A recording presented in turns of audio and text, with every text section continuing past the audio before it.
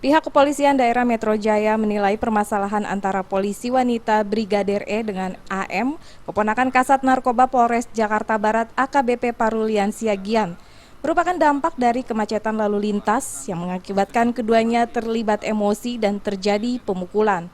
Terkait hal tersebut, pihak kepolisian akan memfasilitasi jika Brigadir E dan AM mau berdamai. Namun jika tidak, polisi tetap akan menindak kasus penganiayaan tersebut. Hal tersebut disampaikan oleh Kepala Bidang Humas Polda Metro Jaya Kombes Pol M. Iqbal Senin kemarin di Mapolda Metro Jaya. Kan sudah ada laporan dari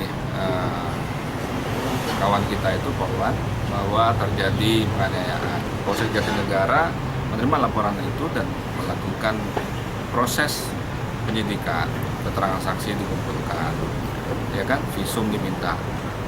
Ya memang karena situasi arus lalu lintas pada saat itu semua pengguna jalan kan mungkin emosi, dan tingkat emosi itu ya membuat kejadian itu ada.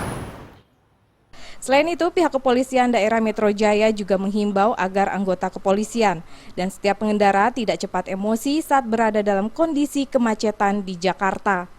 Sebelumnya, Sabtu lalu terjadi serempetan di jalan raya wilayah Jakarta Timur antara kendaraan roda 2 yang dikendarai oleh seorang anggota Polwan Brigadir E dengan mobil yang dikendarai oleh seorang berinisial AM. AM yang diketahui merupakan keponakan seorang Kasat Narkoba Polres Jakarta Barat AKBP Parulian Siagian melakukan pemukulan terhadap Brigadir E.